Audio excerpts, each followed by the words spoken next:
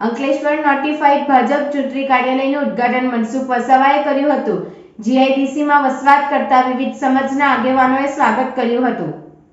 Ankleshwar GIDC notified area Lok Sabha ચૂંટણી કાર્યાલયનું ઉમેદવાર મનસુખ વસાવા અને ધારાસભ્ય ઈશ્વરસિંહ પટેલના વરદ હસ્તે ઉદ્ઘાટન કરવામાં આવ્યું હતું।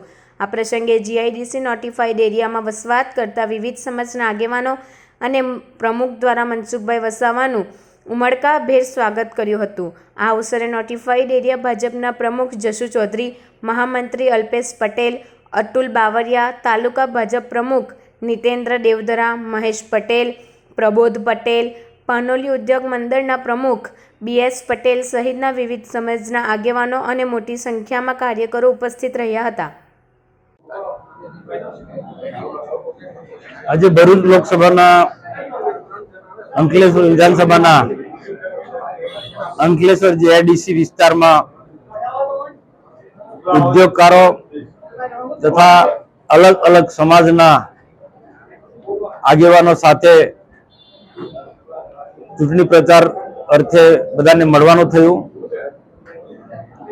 આજે મારી સાથે આ વિસ્તારના ધારાસભ્ય અને પંડવાઈ સુગર ફેક્ટરીના ચેરમેન આદરણીય ઈશ્વરભાઈ પટેલ સાહેબ તથા ભારતીય જનતા પાર્ટીના અગ્રણીઓ અને અંકલેશ્વર જીઆઈડીસી નોટિફાઈડના ચેરમેન જશુભાઈ ચૌધરી ઉપરાંત ઉદ્યોગ જગત સાથે જોડાયા અન્ય લોકો આખો દિવસ મારી સાથે જોડાયા।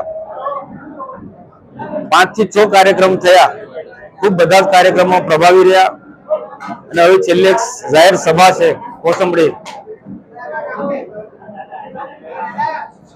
ઉમેદવાર તરીકે જાહેર થયા પછી 7 વિધાનસભા કાર્યકર્તા સંમેલન કર્યા અમે। ત્યાર પછી જિલ્લા પંચાયત બેઠક પ્રમાણે લગભગ બધી જિલ્લા પંચાયતના કાર્યકર્તા સંમેલનો કર્યા અને હવે પછી જે શહેરો હોય ત્યાં આવી જીઆઈડીસી જેવા ઉદ્યોગ જગત સાથે જોડાયેલા વસાતો હોય ત્યાં ખૂબ મોટી સંખ્યામાં મતદારો હોય છે। એ મતદારોને મળવાનો મારો આ કાર્યક્રમ છે। પ્રજા તરફથી ખૂબ સાથ ને સહકાર મળી રહ્યો છે। અમે સરકારમાં રહીને આ વિસ્તાર માટે કરેલા કામો, રાજ્ય સરકાર હોય કે ભારત સરકારની અનેક વિવિધ પ્રકારની જે યોજનાઓ લોકો સુધી પહોંચાડી છે એ લોકોને યાદ દેવડાવ્યું। નરેન્દ્રભાઈ મોદીના સરકારમાં ગુજરાતના દેશે જે વિકાસ કર્યો છે એ વાત લોકો સમક્ષ મૂકીએ છીએ અને ભારતીય જનતા પાર્ટીની વિચારધારા અને કરેલા કામોની વાત કહીને અમે લોકો પાસે મત લઈએ છીએ। લગભગ ભરૂચ જિલ્લાની અંદર 1 લાખ જેટલા સક્રિય મતદારો છે। શું અત્યારે જે હાલ જે અત્યારે સક્રિય નારાજ છે એની અસર પડશે ખરી? આજે ભરૂચ લોકસભામાં ક્ષત્રિય સમાજની અંદર પણ રાષ્ટ્રવાદી વિચારધારામાં માનનારા ક્ષેત્રો ખૂબ મોટી સંખ્યામાં છે અને સ્વાભાવિક છે કે એમને સમાજને લઈને સાથે જોડાતા તો સમયની સાથે એ બધા ભારતીય જનતા પાર્ટીને મતદાન કરશે।